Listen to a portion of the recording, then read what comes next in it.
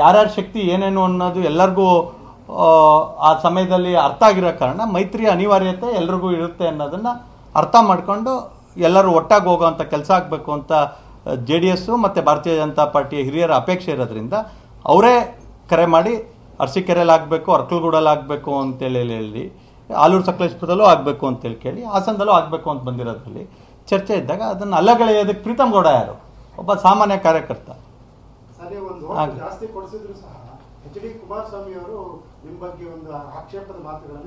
ನನ್ನ ಹೆಸರು ಎಲ್ಲೋ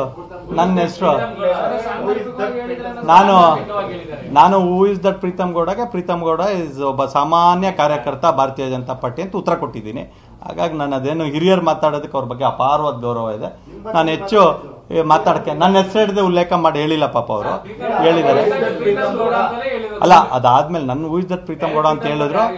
ಪ್ರೀತಮ್ ಗೌಡ ಒಬ್ಬ ಸಾಮಾನ್ಯ ಕಾರ್ಯಕರ್ತ ಅನ್ನೋದನ್ನ ನಮ್ಮ ಪಕ್ಷದ ಹಿರಿಯರು ಅವ್ರ ಗಮನಕ್ಕೆ ತಂದಿರ್ತಾರೆ. ಹಾಗಾಗಿ ನಾನೇನು ಅದ್ರ ಬಗ್ಗೆ ಹೆಚ್ಚು ವಿಶ್ಲೇಷಣೆ ಮಾಡಲ್ಲ. ಕುಮಾರಸ್ವಾಮಿ ಅವ್ರ ಬಗ್ಗೆ ನಂಗೆ ಅಪಾರವಾದ ಗೌರವ ಇದೆ. ನಮ್ಮ ರಾಜ್ಯದಿಂದ ನಮ್ಮ ಕೇಂದ್ರ ಸರ್ಕಾರದ ಪ್ರತಿನಿಧಿಸಿದ ಸಚಿವರಲ್ಲಿ ಅವರು ಕೂಡ ಒಬ್ಬರು. ಅವ್ರಿಗೆ ಕೇಳೋ ಅಂಥ ಅಧಿಕಾರ ಇರುತ್ತೆ, ಕೇಳಿರ್ತಾರೆ. ನಾನೊಬ್ಬ ಸಾಮಾನ್ಯ ಕಾರ್ಯಕರ್ತನಾಗಿ ನಾನು ಏನು ಹೇಳಬೇಕು ಅದನ್ನ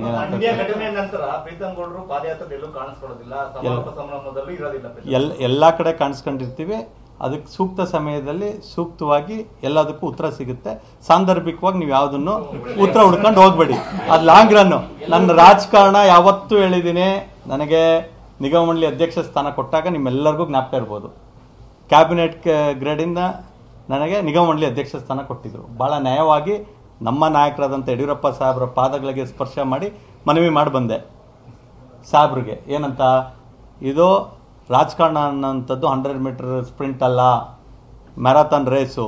ನಿಮ್ಮ ಆಶೀರ್ವಾದ ಇರಲಿ, ನನಗೆ ನಿಗಮ ಮಂಡಳಿ ಅಧ್ಯಕ್ಷ ಸ್ಥಾನ ಬೇಡ ಅಂತೇಳಿ ಹೇಳಿ ಮನವಿ ಮಾಡಿ ಭಾಳ ಗೌರವದಿಂದ ನಾನು ಅವ್ರಿಗೆ ತಿಳಿಸ್ಬರೋಂಥ ಕೆಲಸ ಮಾಡಿದೆ. ಅಂದರೆ ನನಗೆ ಅರ್ಜೆಂಟ್ ಯಾವುದೂ ಇಲ್ಲ. ನನಗಿನ್ನೂ 42 ಆಗಿ 43 ವಯಸ್ಸು. ಭಾಳ ದೀರ್ಘಕಾಲದ ರಾಜಕಾರಣ ಮಾಡಬೇಕು. ಯಾರ್ಯಾರು ಹಿರಿಯರು ನನಗೆ ಬುದ್ಧಿ ಮಾತು ಹೇಳ್ತಾರೆ, ಬೈತಾರೆ, ಅದನ್ನು ಆಶೀರ್ವಾದ ಅಂತ ಹೇಳ್ತೀನಿ. ನಮ್ಮ ಪಕ್ಷದ ಹಿರಿಯರು ನನಗೆ ಮಾರ್ಗದರ್ಶನ ಕೊಟ್ಟಿದ್ದಾರೆ. ನಮ್ಮ ಮನೆಯಲ್ಲಿ ಗುರು ಹಿರಿಯರು ನನಗೆ ವಿಶ್ವಾಸವನ್ನು ತುಂಬಿದ್ದಾರೆ. ನಿಂದು ಭಾಳ ದೀರ್ಘಕಾಲದ ರಾಜಕಾರಣ, ಹಾಗಾಗಿ ಸಾಂದರ್ಭಿಕವಾಗಿ ನಡೆಯುವಂಥ ಘಟನೆಗಳಿಗೆ ಸಾಂದರ್ಭಿಕವಾಗಿ ಯಾವುದೇ ರೀತಿಯಾದಂಥ ಧೃತಿಗೆಡ ಅಂತ ಅವಶ್ಯಕತೆ ಇಲ್ಲ ಅಂತ ಆ ನಿಟ್ಟಿನಲ್ಲಿ ಲಂಬೆ ರೇಸೆ